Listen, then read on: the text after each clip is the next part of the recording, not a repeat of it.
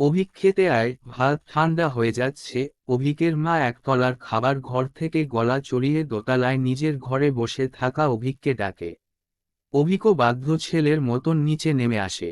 আজ অষ্টমী, রাতের খাওয়া সেরেই অভিক বন্ধুদের সাথে গাড়ি করে হোল নাইট ঠাকুর দেখতে বেরুবে।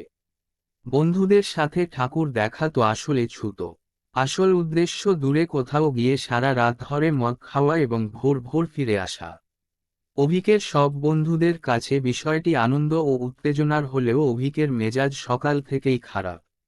তার কারণ হলো সকালে সাধের মোবাইল ফোনটি চুরি গেছে। সকালে ম্যাডক্স স্কোয়ার গেছিল স্কুলের বন্ধুদের সাথে দেখা করতে, তখনই হারিয়ে ফেলে ফোনটি। অনেকক্ষণ ধরে খুঁজেছিল কিন্তু পায়নি। তার থেকেই ধারণা হয় ফোনটি কেউ চুরি করেছে। বাড়ি ফিরে কাউকে জানায়নি, বন্ধুদেরও কিছু বলেনি। কিন্তু অভিক ভাবছে ফোন ছাড়া ওর চলবে কি করে। তাছাড়া আজ রাতে সবার কাছে ফোন থাকবে, সেখানে যদি ওর ফোন না থাকে তাহলে অভিকের কাছে তা হবে খুবই লজ্জার বিষয়।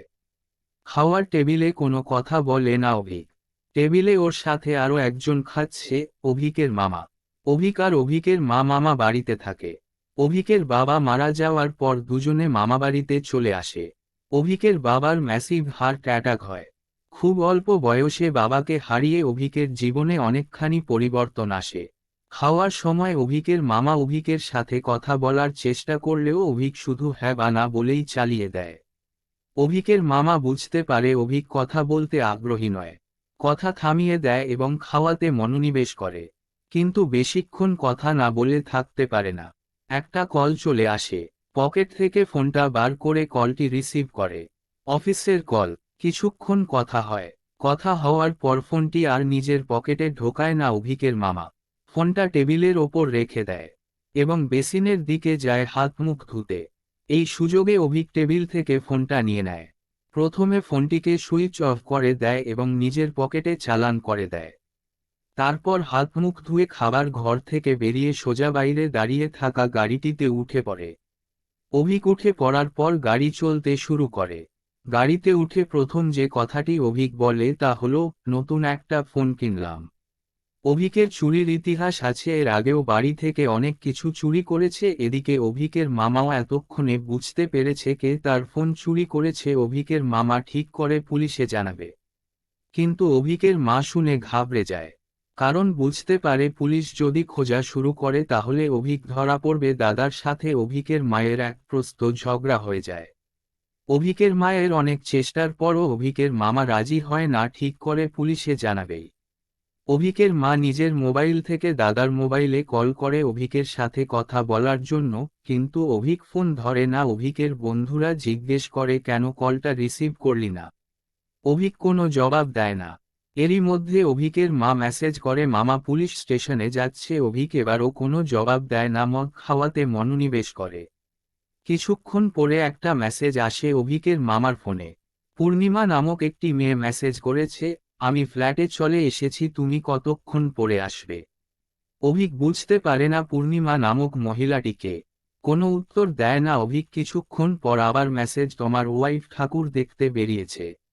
আমি কিন্তু তোমার জন্য বসে আছি, তোমার প্রিয় হ্যান্ডকাফটাও এনেছি। এতক্ষণে অভিক বুঝে গেছে এই পূর্ণিমা নামক মেয়েটি অভিকের মামার কিসের সম্পর্ক।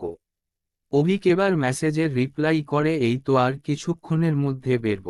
সঙ্গে সঙ্গে মেসেজ আসে পূর্ণিমার তরফ থেকে, এখনো বাড়িতে, তাড়াতাড়ি রেডি হয়ে চলে আসো।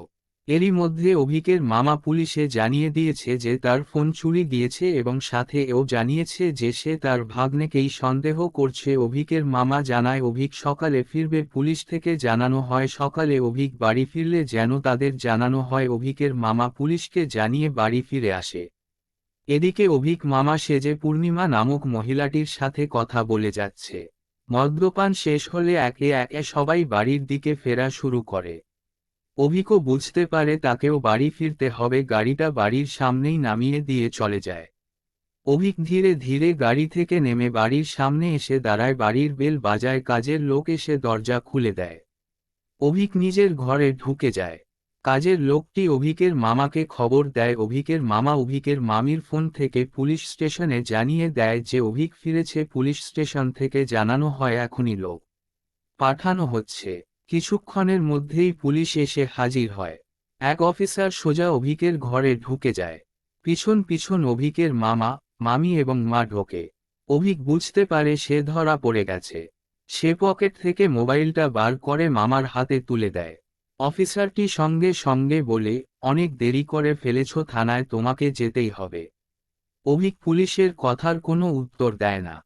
মামার দিকে তাকিয়ে বলে, পূর্ণিমা কাল রাত থেকে মেসেজ করছে। অভিকের মামা ব্যাভাচাকা খেয়ে যায়। অভিকের মামি জিজ্ঞেস করে পূর্ণিমাকে। অভিকের মামা কোনো উত্তর দিতে পারে না। এরই মধ্যে পুলিশ অফিসারটি বলে ওঠে, চলো থানায় চলো। অভিকের মামার দিকে তাকায় এবং যেই কিছু একটা বলতে যাবে, অভিকের মামা বলে ওঠে, অফিসার, ওকে আর থানায় নিয়ে কোনো লাভ নেই। ফোন যখন পেয়ে গেছি তখন আর ওকে ধরার কোনো মানে হয় না। পুলিশ অফিসারটি অবাক হয়ে যায়। কিছুক্ষণ চুপ থাকে। তারপর বলে, আপনি যেটা ভালো বুঝছেন সেটাই করুন। আমার কিছু বলার নেই। তবে এইভাবে আমাদের সময় নষ্ট করবেন না। এই বলেই পুলিশ অফিসারটি ঘর ছেড়ে বেরিয়ে যান। অভিক একবার ওর মামার দিকে তাকিয়ে হাসে এবং বিছানায় শুয়ে পড়ে। এদিকে অভিকের মামি তখনও অভিকের মামাকে জিজ্ঞেস করে যাচ্ছে, পূর্ণিমা মেয়েটিকে। সমাপ্ত।